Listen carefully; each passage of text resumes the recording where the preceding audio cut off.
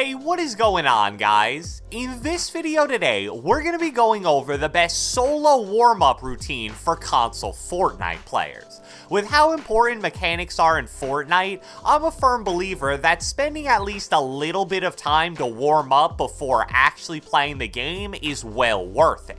It definitely doesn't have to be a lot. For example, when I'm just playing pubs, I'll only spend maybe 10 to 15 minutes warming up, and honestly, in my experience, that's really all you need. And I don't know about you guys, but if I don't warm up before playing, my mechanics are honestly pretty garbage. Another thing I want to emphasize is that all of these warm-up courses I show will be controller friendly. What that means is that every prop you run into that you're going to be shooting at will have aim assist, and for the editing/building portions, that means the courses aren't going to be ridiculously demanding to where most console players will really struggle with them. So without further ado, let's get right into it. Alright, so we're going to start this off with my aim warm-up, which I believe is the most important part and the part that I spend the most time on. And the course we're going to be using for this is a really popular one named Scovax 2.0, and the code for it will be on your screen. So once you enter the course, you want to pick up an AR, attack or pump shotgun, and an SMG, then start the game. The first drill you want to do is tracking horizontal, and the concept for this one is fairly simple. A zombie will be propelled across this wall in front of you at a relatively high speed while you're maybe 30 to 40 meters away.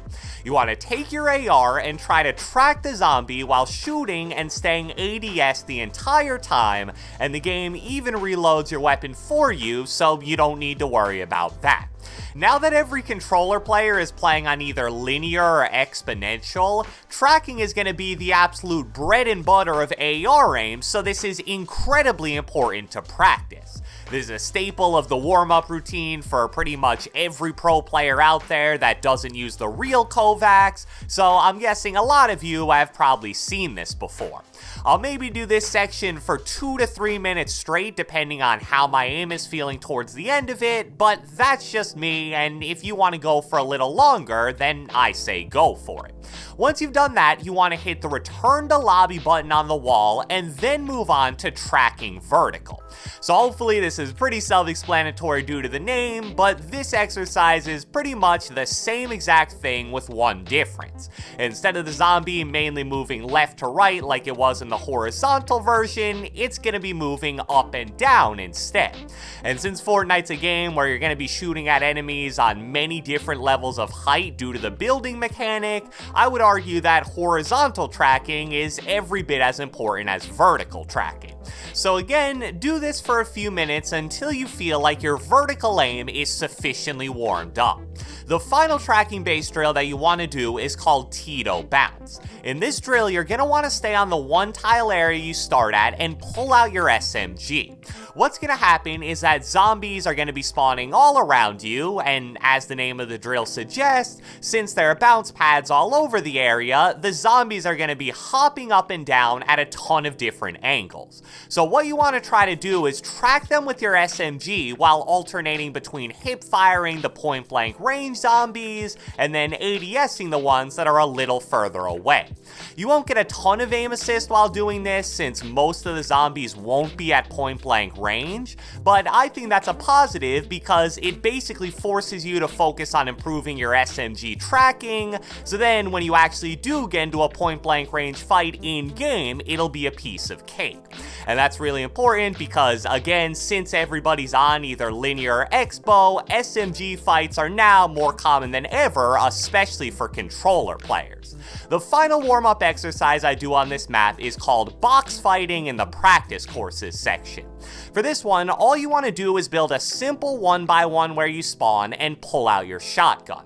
What'll happen is that zombies will start rushing towards random parts of your box and trying to break into it. So what you're going to do is basically pretend that they're players and make edits while shooting your shotgun to try to kill them. I like this drill because it's a good combination of a shotgun aim warm-up while also being a very light editing warm-up as well.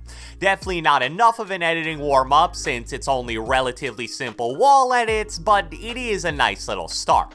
So that that covers everything for the aim portion of the warm-up. Now let's move on to editing. I've used a bunch of different editing courses to warm up over the past few months, but my favorite one at the moment is the 9-in-1 editing course by GronKy. So what I love about this map is the fact that it has 9 different editing courses that range in difficulty from very easy to very hard. Now for me personally, since this is just a warm-up, I'll typically go with something like number 5, which I believe is considered normal difficulty. A few weeks ago, I would actually start on 6, but my editing has definitely taken a decent hit since I'm still getting used to linear. So I think that level 5 is advanced enough to where I'm doing basically all the edits that I'm actually going to use in game, but at the same time, it's not going to make my fingers sore before I even start playing. So the great thing about this course is that you're seeing footage of me doing it right now, and maybe you're thinking to yourself, alright, whoa, this is probably a little bit too advanced for me. Unlike with other editing courses, that's not a problem at all. Instead of doing the level 5 difficulty course, you can go down to maybe a 2 or 3, and then eventually, once you practice more, maybe you can work your way up a bit. And at the same time, if you're thinking, oh man, this is so easy, I need something more challenging for my warm-up, the same advice applies. Maybe you're cracked enough to where level 7 or 8 is still easy enough to be considered a warm-up for you. And another thing I like is that this course also implements some building into it as well. Nothing too advanced really, but it's nice to mix in something with the constant editing. I think it's pretty much a perfect course for console players especially, and I'll usually just do one complete run through, which typically takes about 3 minutes, so really not that long at all. So after doing a run through of the 9-in-1 editing course, I move on to Tito's Chapter 2 warm-up course. What you want to do is start the game, pick up a pump shotgun and an SMG, and then walk through the little bamboo hut that says warm-up on it. So this course kind of gives you a little bit of everything. You have a good amount of editing, a decent amount of building, and as you're doing all that, there'll be zombies to shoot with your shotgun. And as we already covered, that means you're going to get aim assist, which makes the course very console friendly. Now, it's not like anything you're gonna see here is revolutionary or the most advanced thing in the world. This isn't the best editing course, the best course for aim, or for building. But it puts all of those skills together in a very short and straight to the point way. Again, this is simply a warm-up that you're trying to get done in about 10 to 15 minutes, so being able to get a little bit of work with the 3 most important mechanics in a 2 to 3 minute time period is what makes this course worthwhile. And just be aware that it goes on for a while with a bunch of different sections, but I'll usually only do maybe the first 2 to 3 parts of it because I think that's typically enough. Once I finish that, I move on to the final part of my warm-up, which is free building.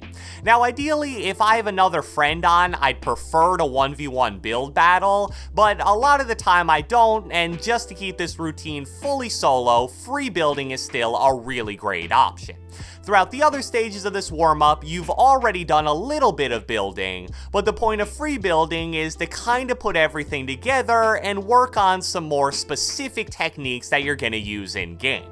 I make sure to warm up my 90s, I'll do a lot of floor ramp cone double edits while sprinting, I'll do a little bit of tunneling. Again, nothing too crazy, but mainly the stuff I feel like I'm actually going to be using fairly frequently when I play real Battle Royale. And once you're done with that, you've officially completed the final part of the routine, and now you should feel sufficiently warmed up and ready to dominate no matter what you play. Just to summarize how I'd personally recommend using your time, usually I'll spend about 5 to 7 minutes total on Skovax, 2 to 3 minutes in the editing course, 2 to 3 minutes in Tito's warm-up, and then maybe 2 minutes free building, but if I have someone to 1v1, I'll go a little longer because that's a little more fun. So in total, that's roughly 10 to 15 minutes, which I feel isn't bad at all and should be totally doable. So I hope you guys enjoyed this video, and if you watched the entire thing, be sure to let me know with a comment down the comment section below. Do you usually warm up before actually playing Fortnite or no? And if you said yes, how long do you usually warm up for? Be sure to leave a like, leave a comment, subscribe, turn on post notifications, do whatever the heck you want, and I will catch you guys next time.